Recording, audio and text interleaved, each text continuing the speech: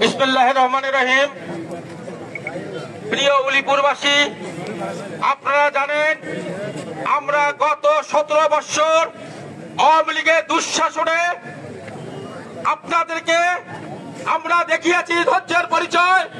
আওয়ামী লীগ আমাদেরকে কি নির্যাতন করেছে, বাড়িতে থাকতে পারি নাই, খুন অত্যাচারের মাঝেও আমরা উলিপুরের বাড়িতে কোন রক্তক্ষয়ী ঘটনা ঘটতে দেয় নাই বন্ধুগণ।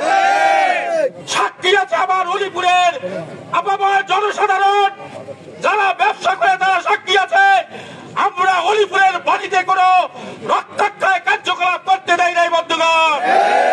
আজকে গত 5ই আগস্টের পরে দুর্নীতিবাজ খালেকের নেতৃত্বে কিছু সন্ত্রাসী কার্যকলাপে জড়িত হওয়ার জন্য আমরা যাদেরকে বহিষ্কার করেছিলাম, চাঁদাবাজি লুটতরাজের কারণে সেই সমস্ত লোকদেরকে নিয়ে উলিপুরের বাড়িতে তারা বিএনপির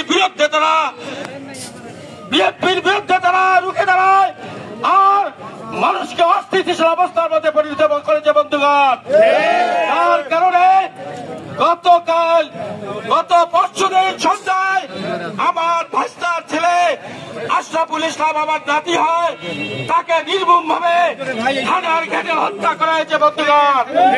আমরা এর প্রতিবাদ জানাই। খালেক, তোমার নেতৃত্বে তুমি যদি সত্যিকারের নেতা হয়ে থাকো, তোমার নেতৃত্বে তুমি প্রমাণ করো। আমরা ধৈর্যের পরিচয় দিয়েছি। আর নয়, তোমার যদি ক্ষমতা থাকে উলিপুরের মাটিতে তুমি আরেকবার এসে প্রমাণ করো তুমি সূর্য সাধারণ সাংগঠনিক উলিপুরের মাটি তাজবুল ইসলামের ঘাঁটি। তাজবুল ইসলাম সুস্থ ধারা রাজনীতি করে, উনি কোন হট্টগোল বিশৃঙ্খলা রাজনীতি করে না। ওনার নির্দেশে আমরা এতদিন ধৈর্যের পরিচয় দিয়েছি। ইনশাআল্লাহ আশরাফুলের রক্তের বিনিময়ে খালেক তোমাকে হুঁশিয়ার করে দিচ্ছি, উলিপুরের মাটি তোমার জন্য হারা। আমি আমার নেতৃত্বকে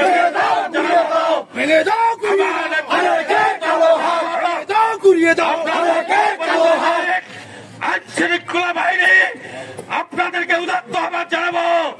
আপনারা 16 বছর আমাদেরকে ব্যারিকেড দিয়েছিলেন, আমরা মেনে নিয়েছি, কিন্তু এই সন্ত্রাসী আসামিদেরকে না ধরলে আমাদের বিএনপিকে আপনারা দাবিয়ে রাখতে পারবেন না। আমি আমার নেতৃত্বকে উদাত্ত আহ্বান জানাবো, আশরাফুলের মৃত্যুর জন্য যারা জড়িত আছে প্রশাসন তাদেরকে অতি দ্রুত গ্রেফতার করে আইনের হাতে সমর্থ করুন। তা না হলে উলিপুরের